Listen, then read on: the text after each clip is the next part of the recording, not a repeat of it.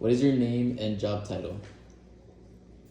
I'm a clinical assistant professor at the university, local university, Texas A&M International.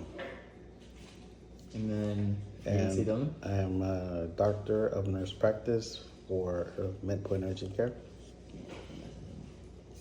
Why did you choose this career? It's the most humbling career there is. Hmm? It's the most humblest career there is, or the most humble actually. Okay, why?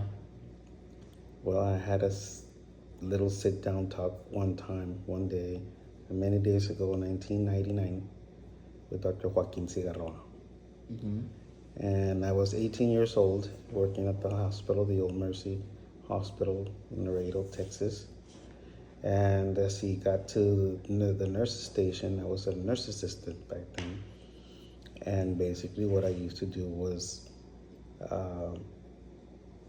help people at their most vulnerable, when they're most vulnerable, sick, and of course, incapable of taking care of their own selves. And by that, I mean bowel movements or urinary issues. And so when he sat down with me and asked me about my job, and my 18-year-old response was, oh, well, I just clean butts. And his reply was that is the most humble thing and noble thing you can do for a human being, because they are vulnerable. It's even more noble to do your job versus our job as physicians. We lose contact, we lose touch with the individual. Therefore, your job or what you do currently has more value than what I do, because you're there taking care of the sick individual. Okay. With MedPoint, what are like your primary roles and your daily responsibilities? Everything from the time it opens to the time it closes. I take care of anybody who walks in there. They're my primary responsibility. And not only that, not only the patients, but I am responsible for providing for all of my employees, all of my staff, and their safety, the safety of every single patient that walks in, along with their family, into the clinic, providing them with care that is necessary, diligent, following the most up-to-date evidence-based practice to provide them with the best care that I can, because Laredo is underserved in primary care. Therefore, I do it at the urgent care, filling in for their primary sometimes. What do you enjoy the most about your job? Everything. Everything I learn every day. I meet people every day, different needs. If you guys do not have a passion for what you do in the future, and this also was a lesson learned by talking to Dr. Joaquin Cigarroa, may he rest in peace. If you don't have a passion for what you're gonna do in the future, if you don't love it, if you don't care for it, if you're in it for the money, it becomes a job. It becomes a job really quick, and therefore it becomes old. But if you love what you do, it's never a job. You're gonna enjoy it for the rest of your life. That's a career. Two different things: a job, a career. Okay. Between MedPoint and being a professor, if you could change just one thing in your career, what would it be and why? I don't think I would change anything right now at the point that I am at.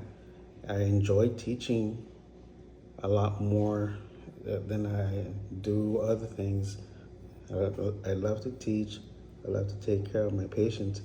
With patients, you're always teaching the same as I teach at the university.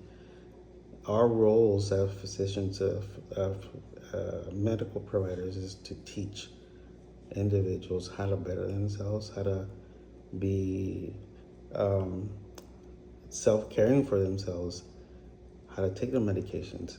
In school, I teach students how to give medications, how much, or what's safe and what's not through pharmacology, pathophysiology, making sure that they know what they're doing before they go out there to do it. And changing anything, I don't think I would change anything. I think I'm where I'm at. I'm doing what I do because I love it. I teach because I love to teach. Now, why teach? Many friends will ask me, why are you teaching? For the same reason. I have a passion for it, not because the pay is great. No, it's very different, versus what I make at Medpoint and what I make at the university. It's night and day. But I'm not at the university for the money. I'm in it to help the younger minds evolve, teach them what I know, and above all, teach them about humanity. How to not lose that human touch, because that's lost.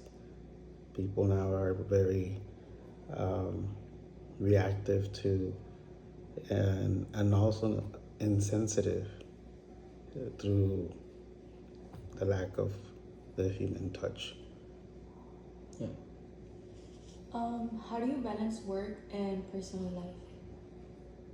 Well, I work pretty much every day, but my personal life with my children, I call them all the time. I FaceTime them every day. I ask them about things that they're doing, if they did their homework, if they're up to date with everything they need to do.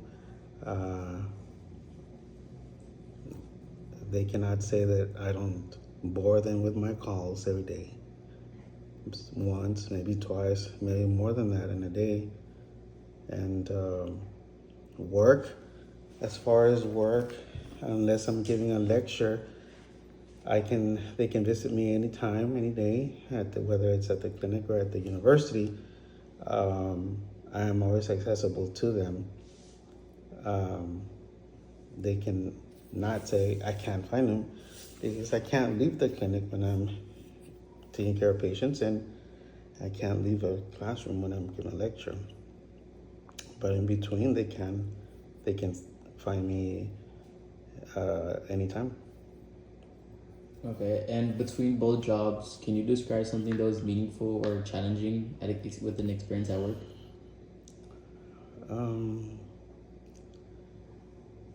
Challenging, I want to say right now the most challenging thing that I've encountered is trying to teach the current generation about humanity, about being kind to their patients, to other people, because nowadays, through the use of, again, social media platforms, video games, entitlement, all of that, it gets in the way of actually treating people humanely. And that is the most challenging thing that I think I've encountered. Not so much at the clinic, but more at the university. What advice would you give to someone entering this field? Love it. If you have the love and passion to do and help people, because you are going to help people, whether you're a nurse, a therapist, a physician, anything health related, you are going to have human contact with people. You're going to touch their lives in one way or the other. And making sure that you're focused, making sure you're inclined to do so, despite of whatever reasons or personal views, you have to treat your patients. I think that if you are inclined to do so and engaged and also making, in other words, what I'm trying to say, that it's convoluting, but what I'm trying to say is this.